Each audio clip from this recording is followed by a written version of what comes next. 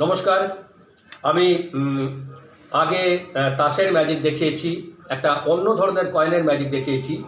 আজকে আমি আরেকটা কয়েনের ম্যাজিক দেখাবো। এটা হচ্ছে একদম মানে প্লেন কয়েনের ম্যাজিক।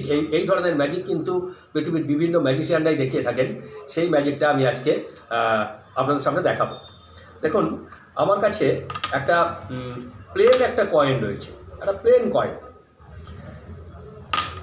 একদম প্লেন একটা কয়েন রয়েছে।